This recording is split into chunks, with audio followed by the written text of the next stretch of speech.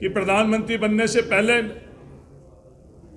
नरेंद्र मोदी जी अडानी जी के जहाज के अंदर सफर करते थे और प्रधानमंत्री बनने के बाद में अडानी जी प्रधानमंत्री नरेंद्र मोदी जी के जहाज में सफर करते हैं। इन सफर के क्रम में इस देश को कितनी कीमत चुकानी पड़ी, देश के आम जन को कितनी कीमत चुकानी पड़ी। ये 9 साल की सरकार में करोड़ों भारतवासी APL से BPL हुए। पिछले 3 वर्षों के अंदर लगभग 5 करोड़ भारतवासी APL से BPL हुए। हम इस बात में किसी के खिलाफ नहीं है कि 609वां स्थान पूरे दुनिया के अंदर किसी पूंजीपति का होए और वह स्थान दूसरा क्यों आया, पर वह दूसरा स्थान आने की कीमत जो हम देशवासी चुका रहे हैं, हमारे कानून के साथ, हमारी एजेंसीज के साथ जो दुरुपयोग कर कर, हमारे धन का दुरुपयोग कर कर, देश के जो नियम और कानून का दुरुपयोग कर कर वो 609 स्थान से दूसरे स्थान के ऊपर आया। इस बात को लेकर कांग्रेस पार्टी असहमत है। 2001 की JPC के अंदर ये बात साफ उल्लेखित थी कि अडानी समूह जो शेयर बाजार के अंदर जो प्राइस है उसके अंदर गैर कानूनी ढंग के अंदर उनको वो शामिल थे, उसके बावजूद भी वित्त मंत्रालय ने उन पर नजर क्यों नहीं रखी और आज वित्त मंत्रालय उनके खिलाफ क्यों नहीं कार्रवाई कर रहा है। ये सवाल देश पूछना चाहता है नरेंद्र मोदी जी से। केंद्र सरकार या कोई सरकार पहले अपनी पॉलिसी घोषित करते हैं और उसके बाद में कंपनीज या उसका लाभार्थी उससे के संदर्भ में फैसला लेती है, पर अब देश के अंदर स्थितियां बिल्कुल उसके विपरीत है।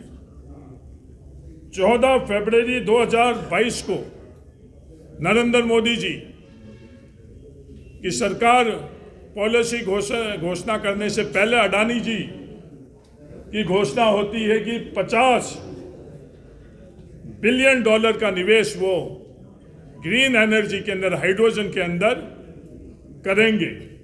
और उसके बाद में अपने मित्र के लिए नरेंद्र मोदी जी 4 जनवरी 2023 को केंद्र सरकार के वित्त मंत्रालय यह घोषणा करता है, उनकी मदद करने के लिए घोषणा करता है 19,744 करोड़ रुपए राष्ट्रीय हरित हाइड्रोजन मिशन के लिए मंजूरी दी जाती है।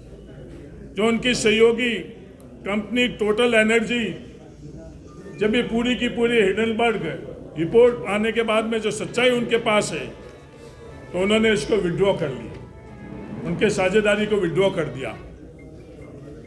पर केंद्र सरकार की किसी एजेंसी द्वारा इस पूरे प्रकरण की नहीं तो जांच हो रही है और नहीं जांच होने के बाद में अगर दोषी है तो उनको दंड देने की शुरुआत हो रही है। ये देश जानना चाहता है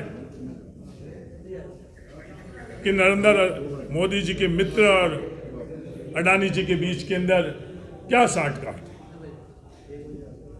1 फरवरी को कहने के लिए तो अमृतकाल का बजट की उन्होंने घोषणा की, पर यह बजट मित्रकाल का बजट था।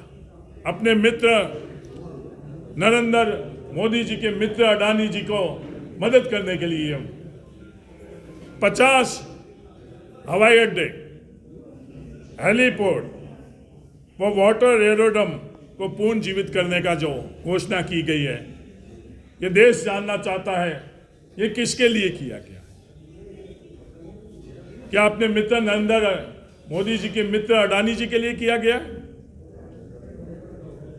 जो ये मोनोपोली इस सेक्टर के अंदर है अडानी ग्रुप की, उसकी मदद के लिए किया गया। 2019 के अंदर 6 एयरपोर्ट के संचालित करने के लिए निजी कंपनियों को दिए गए, वो 6 के 6 एयरपोर्ट अडानी जी के लिए दिए गए। 2021 में देश का सबसे दूसरे नंबर का बड़ा एयरपोर्ट, जिसमें दूसरे नंबर की ट्रैफिक, बॉम्बे का, मुंबई का छत्रपति शिवाजी एयरपोर्ट, वो जिस तरह से अडानी को दिया गया है, क्या वो सही है गलत है, ये देश जानना चाहता है। बंदरगाह में 13 बंदरगाह देश के अडानी समूह को दिए गई हैं। उन 13 बंदरगाह के अंदर देश की 30% तक की क्षमता जो बंदरगाह के माध्यम से दी गई है वो अडानी को दी गई। 40% कंटेनर का शेयर अडानी को दिया गया। क्या ये सेल कंपनियों द्वारा जो असंवैधानिक ढंग से देश के विरोध के अंदर कृत्य किया गया है, जो काला धन हमारे राष्ट्रीय हित के खिलाफ हुआ, उसका उपयोग सामरिक दृष्टि से ये पोर्ट को देना सही है या नहीं है? पूरे देश जान चुका है कि जो अडानी जी के इन बंदरगाहों के अंदर किस तरह से ड्रग आई है, क्या उस पर जांच हुई या नहीं हुई, और क्या जांच के बाद में इन पोर्ट के कंपनी के खिलाफ कार्रवाई हुई या नहीं हुई, ये देश जानना चाहता है। और नहीं हुई है तो क्यों नहीं हुई?